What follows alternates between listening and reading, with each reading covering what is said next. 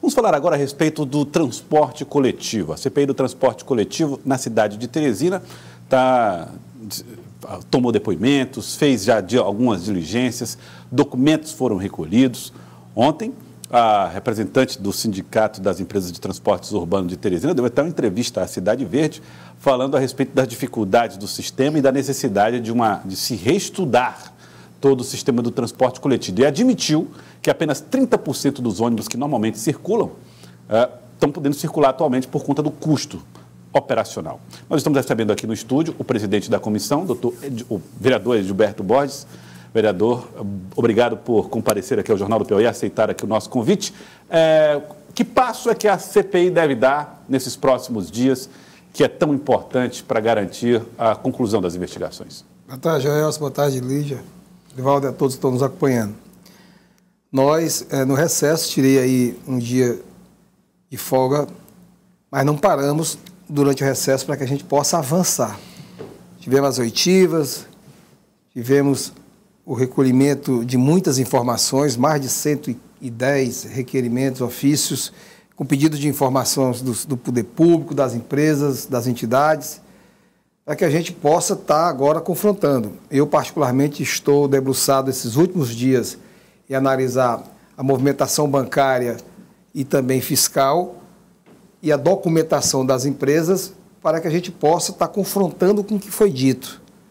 Digo a vocês que cada levantamento, nós já fechamos todos os anos, estou só fechando as planilhas para que a gente possa ter ali as informações compiladas e analisadas e ali checadas com o que foi dito. Digo a vocês que tem muita coisa já analisada e muita coisa ainda precisa ser analisada, mas há muitas questões que não entraram aqui em consonância do que foi dito com o que nós apanhamos nessa documentação. Ontem, por exemplo, vereador, o secretário municipal de Finanças, vice-prefeito Robert Rios, concedeu uma entrevista a Lídia Brito, portal cidadeverde.com, em que ele sugeria, inclusive, relação pouco transparente na área financeira envolvendo transporte ou consórcios e poder público municipal no cumprimento do contrato. Essa denúncia, eu entendi até como denúncia, sugestão de relação pouco republicana ou pouco transparente, repercute nessas investigações presentes na CPI? Mas não tenho nem dúvida. Ao longo da execução dessa licitação, desde 2015 até dezembro de 2020, houve uma negligência compartilhada, uma conivência compartilhada dos executores da licitação com os que deveriam fiscalizar. Por isso que houve esse descumprimento sistematizado ao longo da execução dessa licitação.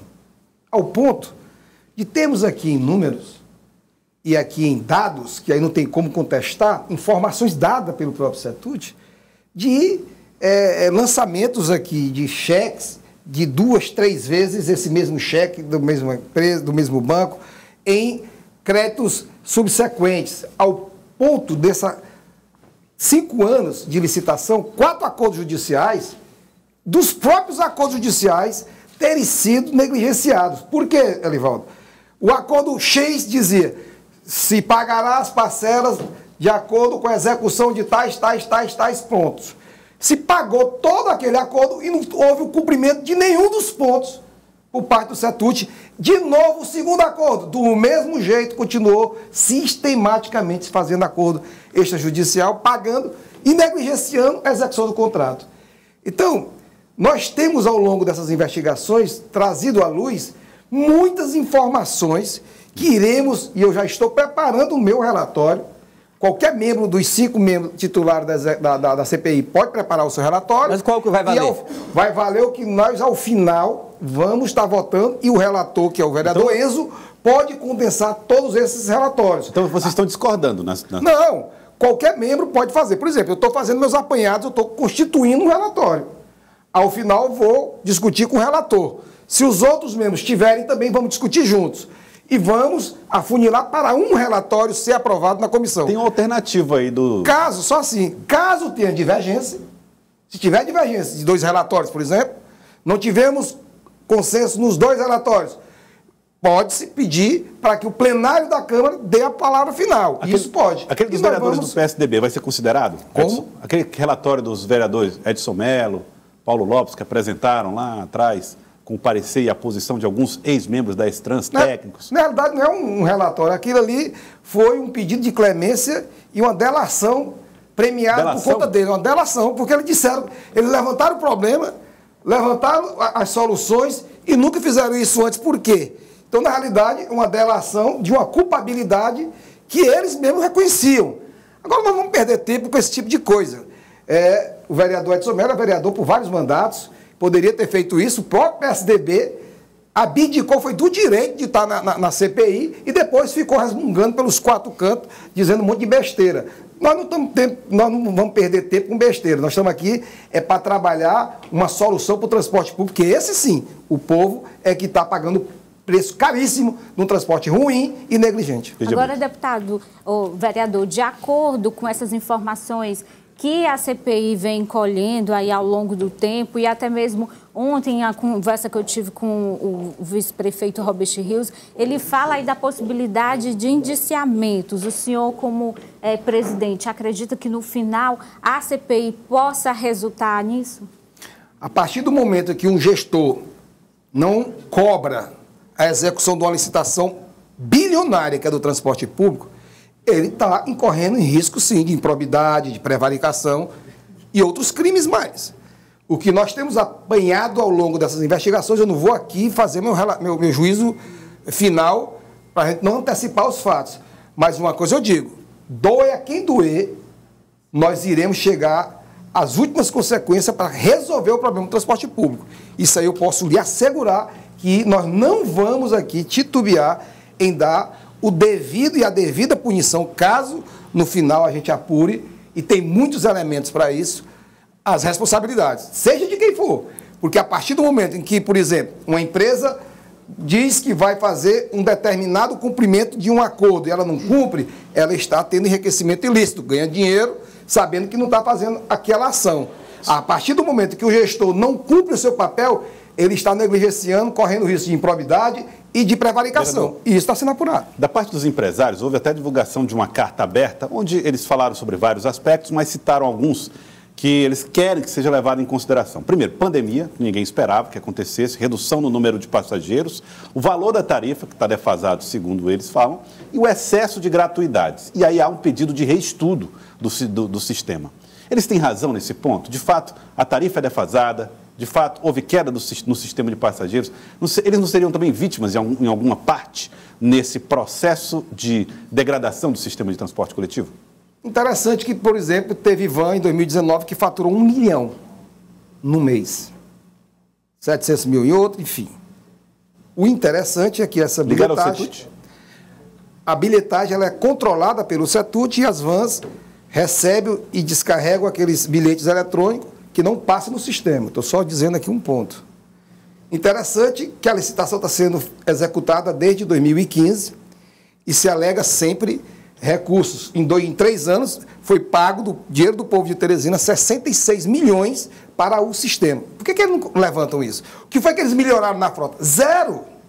O que foi que eles melhoraram para cumprir os acordos feitos, inclusive judiciais, ao longo desses 5 anos? 1 por ano. Zero! A pandemia foi em 2020. Nós tivemos paralisação de 2 meses, uma paralisação. Tivemos o decreto de 21 de março. Era proibido circular estudante porque as escolas estavam fechadas. Era proibido estar circulando idosos para não ter transmissibilidade. E no ano de pandemia eles receberam 36 milhões. 36 milhões. Então, por que não se coloca isso aí também para a sociedade? Eu fiz uma averiguação em loco agora, este ano, nas garagens. O consórcio Sudeste, que era para estar circulando 30% dos ônibus, que seriam 50 ônibus, estavam circulando 15, com garagem, com 3 empresas fechadas. O consórcio Sul, que era para estar circulando com 30%, 60 ônibus, estavam circulando 32. O consórcio Leste e Sudeste, Norte e Sudeste, do mesmo jeito. Então, essa história de dizer que o problema se agravou de 20 para cá, não.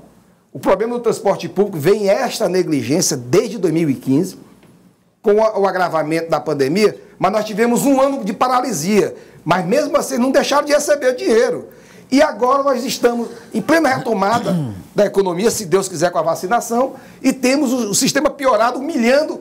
Foi dito na CPI por trabalhadores de que os ônibus davam prego de combustível ao longo do percurso como uma forma de sabotar o sistema pelos empresários. Quem disse isso foram os trabalhadores e está lá, os anais da CPI. Fiscalização também, vereador, por parte da prefeitura de estar cobrando que essas empresas cumpram o papel, o que está ali escrito no processo da licitação? Você está colocando aqui uma coisa excelente. Quanto foi que foi aplicado de multa ao longo dos 5 anos por esse sistema que está ineficiente aplicado pela prefeitura? Amanhã nós vamos, inclusive, fazer uma visita em loco lá no S-Trans. Este ano foram aplicadas mais de 400 multas. Só no mês de fevereiro foram aplicadas 270. Sabe quantas multas foram executadas ao longo desses anos com acordos feitos, pagando dinheiro do povo? Nenhuma. Nenhuma multa entrou no ajuste de conta. Isso também é negligenciar. Cadê a fiscalização e a efetiva cobrança dessa multa? Se você tiver um carro com a multa de um fotossensor, você só roda com ele pagando. E a prefeitura tem como, por exemplo, se você não pagar o IPTU, ela vai lá, te joga no Serasa, enfim, tem instrumento. Mas, para você cobrar as multas que são milionárias do sistema de transporte, nunca foi cobrado nenhuma, e eu estou pesquisando. Não teve nenhum decreto de isenção, mas não teve nenhuma cobrança. O senhor foi hoje, vereador, conversar com o Procurador-Geral de Justiça, o novo procurador, o procurador Cleandro Moura. Tem até o registro, inclusive, né? Tem até o registro aí desse momento que o senhor esteve hoje pela manhã lá no Ministério Público do Estado. Foi esse encontro com o novo procurador. O que o senhor discutiu, o que foi tratado, de que forma a CPI pode contar com o apoio do Ministério Público Estadual na solução desses problemas que o senhor elenca aqui, que envolve o sistema de transporte coletivo? Quando foi instaurada a CPI, nós tivemos com os órgãos de controle externo, Tribunal de Contas e Ministério Público. Fizemos audiência com a doutora Lília, fizemos audiência com a doutora Carmelina. E para dizer que a gente queria ter a contribuição também desses órgãos de controle nas expertices e no que tem. Nós pedimos, inclusive, informação ao Ministério Público do Estado, quais ações tramitam naquela corte, para que a gente pudesse estar também tendo a consciência, a ciência. E eles nos informaram. E hoje nós retornamos, é uma nova gestão, o doutor Cleandro está viajando, o subprocurador-chefe, que é o doutor Hugo, nos atendeu, fizemos uma longa e uma conversa muito produtiva.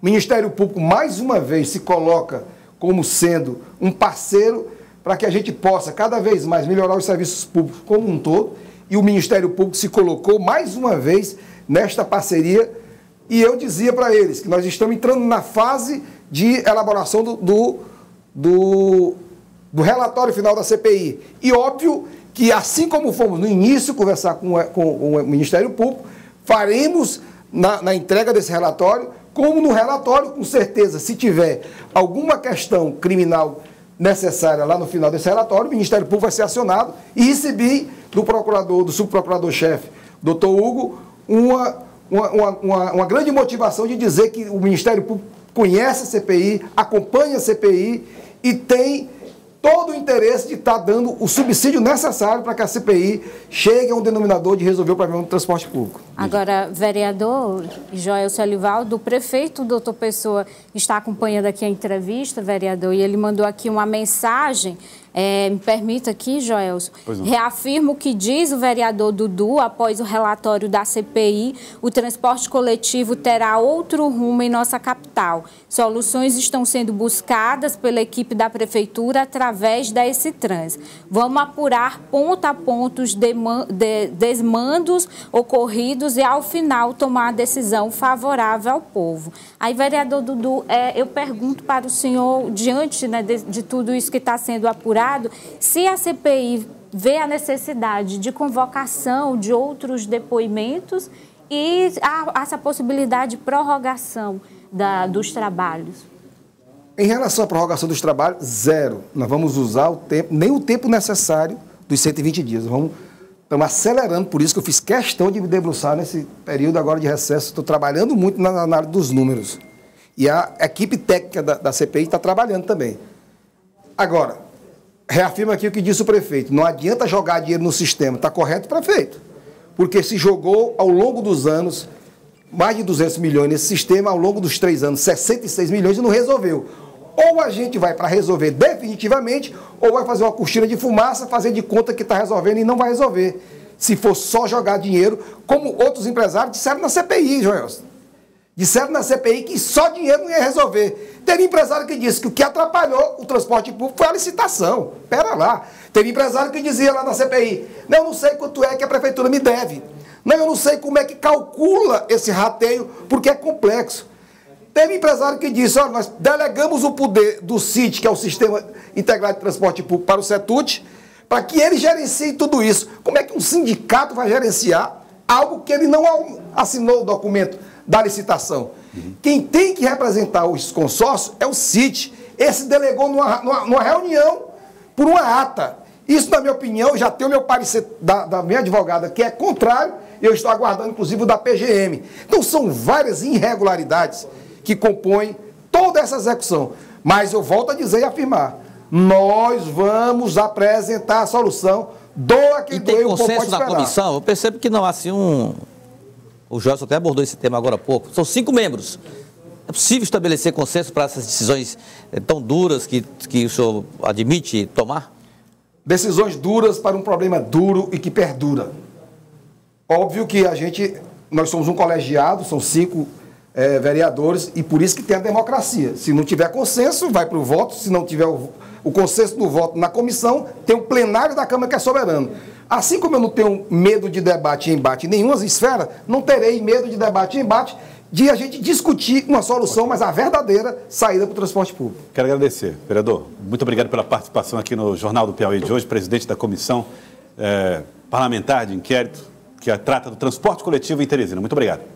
As ordens sempre. Muito obrigado. Bom, Lídia, vamos falar a respeito do Tribunal de Contas do Estado. Hoje saiu um comunicado oficial do TCE falando a respeito da vacância, do cargo, da função de conselheiro de Luciano Nunes. O conselheiro Luciano Nunes, ele deu entrada no processo de aposentadoria no dia 7, no início do mês, mas só hoje a Assembleia foi comunicada de forma oficial, Joelson. Tem um documento, é isso? Isso, a gente tem aí o documento, na verdade ontem esse documento chegou à Assembleia Legislativa o documento comunicando que está aberta então essa vacância e a partir de agora a Assembleia vai iniciar todo o processo, para a abertura do edital e o processo da eleição. Esse documento vai ser lido em agosto, quando retornar as sessões presenciais, sessões depois do recesso, e a partir daí, na próxima semana, no dia 3, porque é terça-feira, então no dia 3 vai ser retomado as atividades da Assembleia Legislativa, o documento vai ser lido e a partir daí o presidente Temístocles vai conduzir todo o processo. Vai ser aberto então o edital, os candidatos terão aí um mês para fazerem as suas inscrições, lembrando que pode ser deputado, mas também qualquer pessoa da sociedade civil que tiver ali dentro do perfil técnico pode ser candidato. Mas Joelson e Elivaldo, a movimentação em torno dessa disputa está bem acirrada. Hoje, Elivaldo, eu estive no Palácio de Karnak e acompanhei 3 candidatos lá no Karnak. A deputada Flora Isabel, do PT, o deputado Wilson Brandão, do Progressistas, e o deputado José Santana, do MDB. Os 3 estavam lá no Karnak hoje, esperando o momento ali para conversar com o governador Wellington Dias. Eu consegui conversar com o deputado Wilson Brandão. Ele disse, Elivaldo, que é uma disputa olímpica e que ele não vai desistir. Ele disse que vai seguir marchando, ele usou essa expressão, vou seguir marchando então, de resistência, né? De resistência. Não é de... E ele disse que ele até usou uma brincadeira, eu sou magro e tenho resistência, então eu vou até o final. Ele disse que já conversou com o governador Wellington Dias e já conversou com vários deputados buscando esse apoio. Outro também que conversou com a gente foi o deputado José Santana, que também que disse que está esperando a volta das atividades normais, porque tem muito eleitor, deputado que está viajando, e ele está esperando para começar a conversar ali pessoalmente. Olha, vejo Flora Isabel do PT, foi que começou primeiro a campanha, Flora do PT, Elivaldo, rapidamente, a gente está com o tempo super estourado, mas você falou aqui no começo do programa que essa poderia ser uma quarta vaga na chapa de com certeza, Gelson. Você lembrou, Gelson? Sim, lembrei. Esquecido, eu estava falando aqui, Lídia, que essa vaga tem sido assim, ela tem merecido um destaque tão grande, com consequência na política, que ela já é comparada a uma espécie de quarta vaga na chapa governista para a eleição do próximo ano. Ou seja, ela entra nessa seara de discussões, ou nesse cenário de discussões políticas envolvendo a base governista. Por isso que tem 5 deputados estaduais disputando, de diferentes partidos aliados ao governo do Estado, e tem até nomes fora da Assembleia. Muito embora, Joelson, lá a Assembleia tem levado para si, né, Lídia? Fechado quase que questão. E o nome que vai sair vai ser o nome do Parlamento. Porque a vaga cabe ao Parlamento. Mas necessariamente pode ser um nome até de fora do Parlamento. Eu sei que pode ser até do Parlamento, mas ele vai dar uma voltinha pelo Palácio de Karnak, aí isso vai. Como a Lídia já disse aqui, que está começando a passear a Lídia já mostrou isso, tinha 3 lá hoje, né? É verdade. Dos Lídia, que eu vi, né? Dos que ela viu. São 6 candidatos. São 6 aí, Natália, vamos soltar mais 3, né?